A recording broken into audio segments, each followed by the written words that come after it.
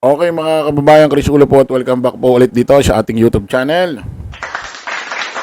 Okay mga kababayan, mga kanalis, medyo malayo ho yung agwat na ho ng ating kasunod ho na vlog or live. Dahil alam niyo naman ho, magpapasko, sobrang busy ho natin. Okay ito mga kababayan, usapan ho natin, update ho tayo na kung saan ay patapos na ho ng taong 2025, nag-iwan pa ho ng usapin, kontrobersyal, marka sa taong bayan, about ho dito sa naging kamatayan ho ni dating undersecretary ho ng DPWH na si Cabral. Na kung saan nakita ho ang kanyang katawan na wala ng buhay ho dyan sa ilalim ho ng bangin ho ng Cannon Road dyan ho sa Tuba Benguet. Basahin ho natin itong report na ito. PNP nakatutok sa pagberipika ng ebidensya sa kaso ng pagkamatay ni Cabral. Nakatutok ang Philippine National Police sa pagberipika at pagtitiyak ng mga ebidensya kaugnay ng pagkamatay ng dating Department of Public Works and Highway Undersecretary Maria Catalina Cabral na natagpuan sa Benguet. Ayon kay PNP Acting Chief Police Lieutenant General Jose Nartates Jr., kasalukuyang iniimbestigahan ang driver ni Cabral matapos itong iwan ang dating opisyal sa isang bahagi ng Cannon Road sa Tuba Benguet. Alinsunod umano sa kahilingan nito.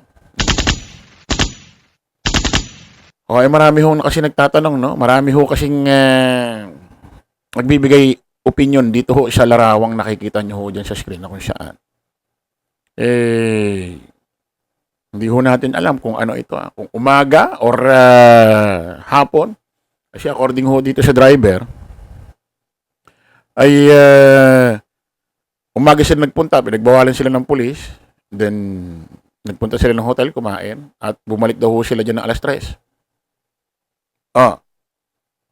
Pero makikita ho doon sa dashcam na ibinigay ho ng isang concerned citizen sa social media or sa kapulisan, ay morning ho yung nakikita siya doon sa may dashcam. Nakapagtaka rito, bakit nag-selfie pa ang driver ng ganito?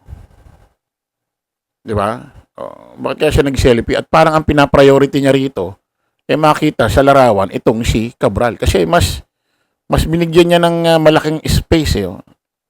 Mas binigyan niya ng malaking space sa selfie. Itong si Cabral talagang pinakita niya. Bakit kaya niya ginawa ito? Kumbaga amo mo yan, tauhan ka. Bakit nag-selfie ka agad bigla ng ganyan na nakikita yung amo mo? Siyempre, privacy yan di ba? Okay ito mga kababayan, mga ka-analyze. Meron po kasing nagdaang isang video na kung saan video ito ng GMA7 na kung saan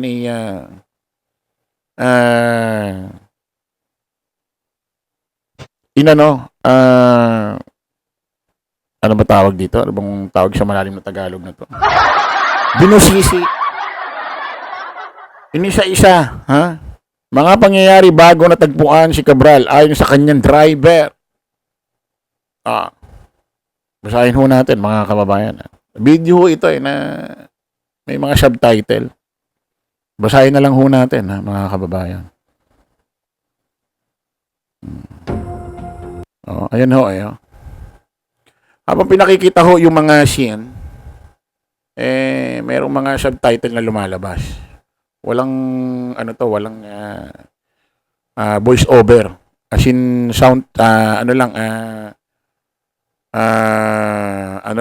sounds lang, then subtitle. So, babasahin ko na lang sa inyo, mga kababayan, habang pinalalabas, Parang slideshow ito, Babasahin natin. Sa bangin na ito, Baguio City, natagpuan ng labi ni dating DPWH Yusek Catalina Cathy Cabral. Ayan, basahin natin. Ayon sa mga otoridad, nahulog umano si Cabral sa taas na 20 to 30 meters mula sa highway. Ayon sa salaysay ng kanyang driver, na si Cardo Hernandez. 3 p.m. December 18, 2025, dumaan sa Cannon Road sa Baguio City si Cabral at kanyang driver na patungo sana sa La Union. Pagdating ng Purok Maramal, Sitio Camp 5 sa Barangay Camp 4, bumaba si Cabral at nagsabing iwan muna siya roon ng driver. Mula sa isang panayam, sinabi ni Hernandez na umupo si Cabral sa sementong barrier sa gilid ng kalsada. Wala raw itong sinabing dahilan kung bakit siya magpapaiwan. 5 p.m. December 18, 2025. So, ang kinukwento rito ng GMA, pangalawa na, yung pangalawang beses na pagpunta nila. 3 p.m. nagpahatid, umalis muna yung driver, sabi iwan siya. 5 p.m. bumalik daw yung driver. Basahin natin ha. 5 p.m. December 18, 2025. Binalikan ng driver si Cabral. Pero wala na raw ito sa pinag-iwanan sa kanya. Sinuyod daw ng driver ang lugar. Pero hindi niya natagpuan si Cabral. 7 p.m. to 8 p.m. December 18, 2025, nagtungo ang driver sa Baguio City Police para magpatulong. Nalocate ng mga pulis si Cabral sa tabi ng Buwed River na walang malay at unresponsive. 12:30 a.m. December 19, 2025, kinumpirma ng pulis na wala ng buhay si Cabral. Matapos nilang ma-recover ang katawan nito. Agad inutos ng ombudsman sa mga otoridad sa Benguet na i-secure ang cellphone at iba pang gadget ni Cabral. Patuloy na iniimbestigahan ang insidente. Ang Purok Maramal kung saan nagpaiwan si Cabral ay malapit sa nasirang rock shed at rock netting project na dati nang na-flag ni President Bongbong Marcos dahil sa mababa umanong kalidad ng proyekto. Isa si Cabral sa mga iniimbestigahan dahil sa umano'y pagtanggap ng kickback mula sa flood control project ng DPWH. Nung nakaupo pa siya sa ahensya, si Cabral ang namamahala sa public-private partnership ng DPWH. Nagbitiw siya sa tungkulin noong September 2025. Pero ipinatawag siya ng Independent Commission on Infrastructure or ICI itong December 15 para sa investigasyon. Gayunman, hindi siya dumalo sa hearing ng ICI. Dati na siyang itinanggi ang mga aligasyon laban sa kanya. Nakiramay naman ang ICI sa mga naulila ni Cabral.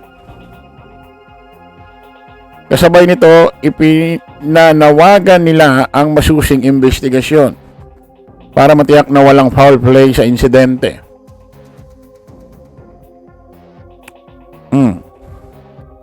Okay na, mga kababayan. Ito ha. Kung papansinin ninyo, alas 5 raw yung driver. Bumalik doon, nakita niya, wala na doon yung amo niya. 7 or 8, nagpunta na siya ng police station. So, ang haba pa ng oras. No? Ang haba pa ng oras. Anong kaya ang ginagawa ng driver from 5 to 7 or 8? Hindi naman pwedeng ikot ka lang ng ikot doon sa Cannon Road. May sasakyan doon.